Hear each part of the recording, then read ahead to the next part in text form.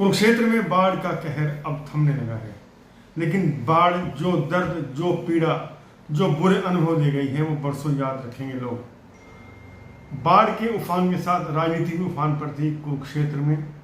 पक्ष और विपक्ष दोनों अपना अपना काम कर रहे थे।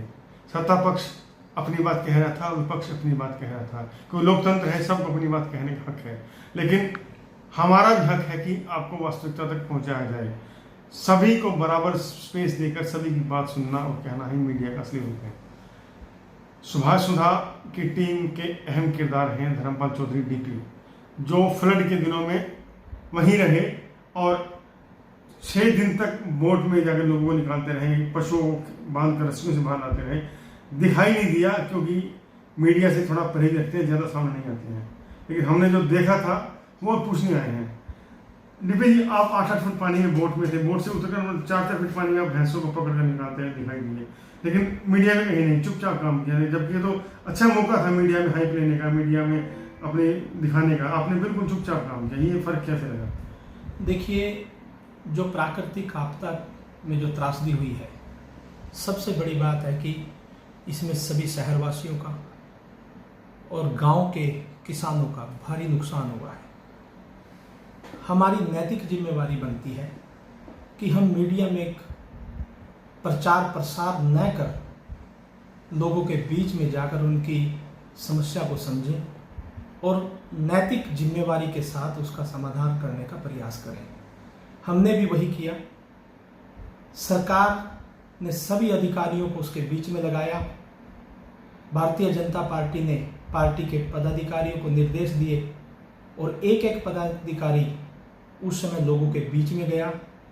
हमारे बहादुर विकास पुरुष विधायक भाई सुभाष सुधा जी, उन्होंने और उनके सुपुत्र युवा नेता भाई साहिल सुधा जी ने एक टीम बनाकर लोगों के बीच में जाकर और उनके साथ उनसे साझा कर कर उनको निकालने का काम किया, उनको वो जरूरी वस्तुएं मुहैया कराने का काम किया और जहाँ जहाँ भी इस तरह की समस्या थी वहाँ दिन रात डटे खड़े रहे। ये विधायक सुभाष सुधा जी की जो फौज है, ये उनके संस्कार हैं कि उन्होंने लगातार मॉनिटरिंग कर कर लोगों के बीच में रहने का निर्देश दिया और लोगों के साथ खड़े रहने का प्रयास किया। डीपी जी, एक नारा बहुत प्रचलित है इंदौर में, विधायक गया पहाड़ में और जनता जाए भाड़ में। तो इस नारे की हकीकत क्या? आप लोग काम कर रहे थे, सुभाष सुधा के सपूत लगे हुए थे, लेकिन विधायक का होना भी जरूरी है। और कि पहाड़ों में घूमने गए थे, पहाड़ों में सैर करने गए थे, जनता डूब रही थी। देखिए चंद्र जी, समाज में 2 तरह के लोग होते हैं, एक कर्मशील कर्म करने वाले और एक इस तरह से चुटकियाँ बजाने वाले जो बनावटी तौर पर अपने आप को प्रसारित करने का काम करते हैं। ये आपको भी पता है कि विधानसभा की जो कमेटी है वो अक्सर ऐसे प्रोग्राम तय करती है जिसमें सभी विधायक उनका जाना तय होता है।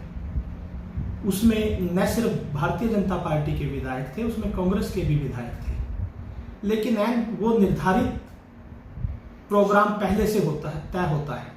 लेकिन ठीक उसी समय ऐसी प्राकृतिक आपदा आई और विधायक जी जितनी जल्दी हो सका उसके लोगों के बीच में आए। तब तक हमारी पूरी टीम ने, भाई साहिल सुधा जी ने, विधायक जी के पीए ने और पूरे जो कार्यकर्ता हैं, एक एक वार्ड के बीच में जाकर, एक एक गांव के बीच में जाकर, चाहे उनके सामान को शिफ्ट करना हो, चाहे उनको खाना पहुंचाना हो, चाहे वहाँ पशुओं को दूसरे तरफ शिफ्ट करना हो, इस तरह की मूलभूत सुविधाओं के बीच में एनडीआरएफ की टीम के साथ लगे हमने खुद काम किया है। जब गुलाबगढ़ में 7 लोग फंसे हुए थे और लगभग 250 गायों की डेयरी वहाँ स्थापित थी और उन 7-8 लोगों ने उनका 150-200 गायों को निकालने का काम किया। उनको निकालते निकालते वो फंस गए, उसकी तरफ किसी का ध्यान नहीं था, लेकिन हमने प्रयास करके एनडीआरएफ की टीम के साथ जाकर 12 फुट पानी से उनको निकालने का काम किया। पिछले 24 घंटे से वो एक छत पर बैठे रहे। क्या ये चीज़ किसी को देखने को मिली? ऐसे धरातल पर बहुत काम हुए हैं। वो समय राजनीति का नहीं था, वो समय प्रचार का नहीं था, वो समय कर्म का था, काम का था, लोगों की सेवा का था। वो बखूबी हमने किया है। तो एक बात और आ रही है कि विधायक जी आए, ट्रैक्टर पर बैठे, कुर्सी में बैठे ट्रैक्टर ट्रॉली में, और उन्होंने निरीक्षण किया। हालांकि लगता है कि फिजिकली इतने फिट नहीं है कि वो ट्रैक्टर में चल पाए या खड़े हो पाए, लेकिन ऐसे मुद्दों पर राजनीति क्या जायज है? कोई जो अपना ही सबको दिखना अपना ही है, उसको ऐसे मुद्दों पर राजनीति करना ठीक है क्या कहेंगे? देखिए, ये लोगों की मानसिकता को दर्शाता है। कुछ लोग आज विपक्ष में बैठकर ये सोचते हैं कि हर समय राजनीति का अवसर है। ऐसा नहीं होता। मानवता भी कोई चीज़ होती है। अगर वो इतने दयालु हैं तो लोगों के बीच में रहकर दिन रात उनकी सेवा कर काम करने का प्रयास करना था, ना कि एक समय के लिए जाकर फोटो खिंचवाने का काम किया। आप सबको पता है, विधायक जी का शरीर, उस शरीर के हिसाब से वो सुबह 7 बजे से रात के 9 बजे तक उस ट्राली में राशन लेकर खड़े रहे, पूरी टीम को साथ लेकर खड़े रहे। जहां की उनको सूचना मिलती थी वहीं जाने का काम करते थे। नाश्ते के टाइम पे नाश्ता, लंच के टाइम पे लंच और डिनर के टाइम पे डिनर देने का काम किया। चाय, दूध और बिस्कुट की व्यवस्था करने का काम किया। लेकिन दिन भर कोई व्यक्ति अगर कुछ टाइम कुर्सी पे भी बैठ सकता है, बैठ के काम कर सकता है, तो ये बुराई नहीं है। उसके नेतृत्व को देखना चाहिए, उसकी कार्यशैली को देखना चाहिए, उस किस तरह से लोगों के बीच में दिन रात एक कर सेवा करने का जो भाव है उस व्यक्ति का, वो देखना जरूरी है। न कि कुर्सी पे बैठकर या ट्राली पे बैठकर या ट्रैक्टर पे बैठकर वो काम कर रहे हैं। ये चीज, ये तर्क वितर्क करने वाले लोगों को नहीं करनी चाहिए। ये समय राजनीति का नहीं है, ये समय सेवा का है।